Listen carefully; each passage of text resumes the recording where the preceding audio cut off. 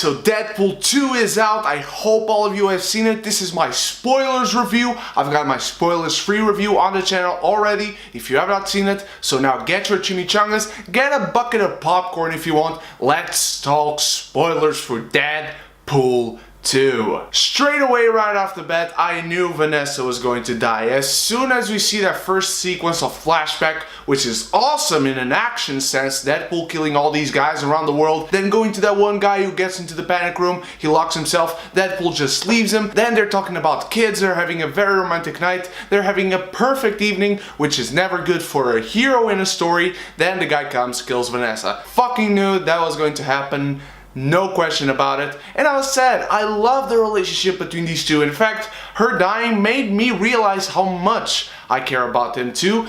And I think that her dying actually gave Deadpool the great arc he has in this film. In Deadpool 2, he does have a more personal journey, a bigger personal journey than he had in the first one, which is great for us to take the situation seriously when the movie asks us to, for us to be invested in his journey, because he then meets the kid, he then goes to jail with him, and this is when Cable comes in. But I also love how the film starts with this little thing of Wolverine going around dead in the trunk, and Deadpool is saying, "Fuck Wolverine, he's riding my coattails for publicity and whatnot." I just love how the movie starts in a meta way, and throughout the film how Deadpool deconstructs the fact that this is a sequel, the fact that he deconstructs the foreshadowing thing while he's on the prison with Russell, looks directly at the camera. I just love that stuff. And when he's in the X-Mansion, I did not expect that cameo with all the X-Men. Beast, Quicksilver, Professor X, those are the ones I noticed. I need to watch it a third time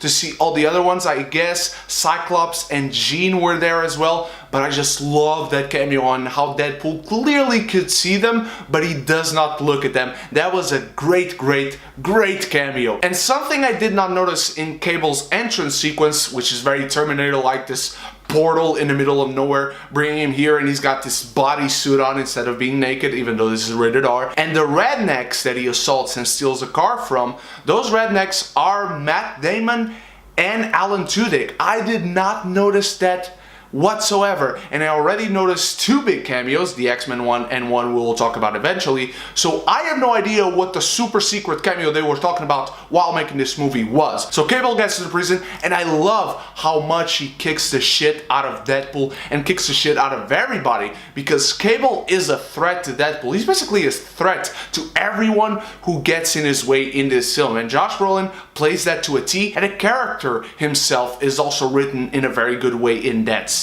He kicks Deadpool's ass. Deadpool falls on that table and just breaks his back, and it's a disgusting visual in all the best ways possible. And I also love the line from Cable while he's kicking Deadpool's ass where he says, "You're not a fucking hero, you're just a clown dressed up as a sex toy." That is incredible. And then they fall over, they get separated and whatnot, and this is where Deadpool goes to form X-Force. And what I loved about X-Force is the energy where we see all these characters come to life in a great way. Problem is, they just kill X-Force off. I would have no problem if these were rejects characters from the X-Men comics, like characters no one cares about or no one cares to see enough for them to feel sorry when they actually do die in the film, like Dupe or the Frog Mutant. I can't even remember what his name is, see? But Peter, oh my god, Peter! That guy was hilarious, and I'm so happy I only watched the first trailer for Deadpool, because if I had seen that Peter trailer, which I watched after I see the movie, that everyone spread around the internet, if I had seen that trailer, that joke would have been ruined for me. No moment of Peter would have worked for me, but I'm glad I skipped away from the trailers. But they all die, and Shatterstar especially was a pity, because that actor is great. Shatterstar is a great character to be in an X-Force movie, and we'll talk about the X-Force lineup near the end. But still, I felt very sorry for the X-Force characters that were gone just like that. But I had no idea that Brad Pitt was playing the Vanisher, and it was a huge surprise when he's getting electrocuted and you see suddenly Brad Pitt, and I was like, oh shit, that's Brad Pitt. That's gotta be Brad Pitt. You can only see him for like 2 frames or something, but it is Brad Pitt. And I had no idea. I mean, Brad Pitt, who's not doing anything on the moment acting-wise, and boom, he pops up in Deadpool 2, I thought was hilarious. And that chase sequence throughout the city with Domino taking the lead is incredible, proving just how cinematic her powers are. I thought that was fantastic. Her fight with Cable is great. The fight of Deadpool and Cable are great. And then they fall under, and my god, Juggernaut is in this movie.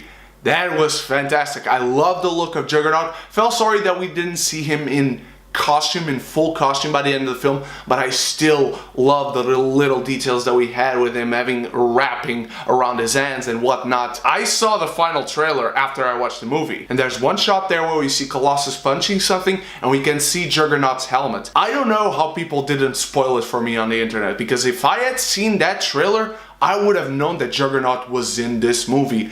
And I'm so happy I didn't. But let's talk about the scene where Cable goes to form a team, an alliance with Deadpool, and Deadpool has been cut off in half, he has been ripped in half by Juggernaut, and he has these baby legs growing on him. And he does the basic instinct. I was crying. I thought my lungs were going to give out. I couldn't handle how much I was laughing in that scene, and he gets up and he shakes Cable's hand. And it's hilarious, it's fucking amazing. I have no idea how these writers come up with this stuff, but I have to congratulate them. It's basically the joke of the hand in the first movie, but elevated to an 11, because it was just out of this world, incredibly hilarious. And then we go to the final fighting sequence where Deadpool is appealing to this kid's sensibilities, where he sees that there is hope in this kid. That's his whole journey in this film, and I really like it. I also like how Cable just gave him 30 seconds, how Cable did not bend his rules and was just ruthless in the way he was like to the kid. But then Deadpool dies, he puts on the collar, and Cable turns back in time because of course he does, and we find out that his daughter in the future is named Hope. I like that touch. Thank you so much, Rhett Reese and Paul Wernick, for putting that in, because I loved it. And this whole extended third act sequence with Colossus fighting Juggernaut was just insane. For every dream I had of ever seeing a good Juggernaut in a film, I thought it was mandatory to have him fight Colossus, and he did it, and it was great. I loved it. And Deadpool and Cable fighting Russell was also really great, and I like that Russell as a teenager has all these sort of emotional highs and lows going on throughout the film. That enriched the character very much, though I see his journey as more of a parallel journey to Deadpool. Russell and his own journey are carried by how Deadpool evolves and how big of a journey he has in this film. And I like that by the end, we do get to see the most recent lineup of X-Force, which is Domino, Deadpool, Cable, and Colossus, and then Negasonic Teenage Warhead and Yukio were also there, but they weren't used in the film very well or very much at all. And I do have to ask, please stop teasing Mr. Sinister in the X-Men movies, because in the first scene where Deadpool meets Russell, where he's the X-Men trainee, my god, we see that Russell is instituted at the XX house. And I just thought, oh, Mr. Sinister, but I know for sure he's not in the film. So, yeah, please don't tease him whatsoever. Another cameo I forgot to mention was that we see David Leitch, the director of the film, in one of the chambers on the truck while they are on that chase scene throughout the city, and Cable kicks him out of the truck to try and avoid Deadpool getting there, and I just thought that was great as well. But let's talk about the cream of the crop of everything in this movie, everything in Deadpool 1, everything in when it comes to post-credit scenes in any superhero or non-superhero movie ever. When Deadpool gets that time thing to go back in time, and he goes and revives Vanessa, he goes and saves Peter, which I'm glad, but I thought he was going to save X-Force. I'm disappointed he didn't, but whatever. And then he goes back to 2009 and kills Deadpool or whatever that abomination was in X-Men Origins Wolverine. That was so great because you see the shot of Deadpool in that film where he first comes in and you see the feet, and I remember the shot raising up to his face, and I'm like, oh shit, they're gonna do this, oh my god, they're gonna do this, and he doesn't. He kills him, he apologizes, and he says, oh, it's just me, the real guy, whatever. And then he goes and kills Ryan fucking Reynolds when he writes the Green Lantern script. And I just think this is the epitome of Ryan Reynolds and what he did in this film, taking the piss out of himself and all his past mistakes, I guess we can call them that, because Ryan Reynolds, more than laughing at other people and making jokes about other people, I think it's very commendable that he knows how to laugh at himself. And those are all the things I can remember that I need to talk about when it comes to Deadpool 2 spoilers, but I'm sure I forgot a lot of things. You guys have the chance to remind me of the things I forgot in the comments below in this video, so let me know please. And you also have another chance, and I'll have another chance of talking about many other things in the spoilers live Q&A coming Sunday night, London time, 9 p.m. So check your time zones, come back. I can't wait to talk with you guys for like 2 hours and 30 minutes or whatever, like we did to Avengers Infinity War, and like we were going to do next week with Solo. Thank you so much for watching, guys. You are the best. I love you from the bottom of my heart. Go watch Deadpool 2 again. I certainly will, and I can't wait for the next video. So until then, you stay beautiful, you stay geeky, and if you haven't done so yet, click the subscribe button and the bell so you can be geeky united.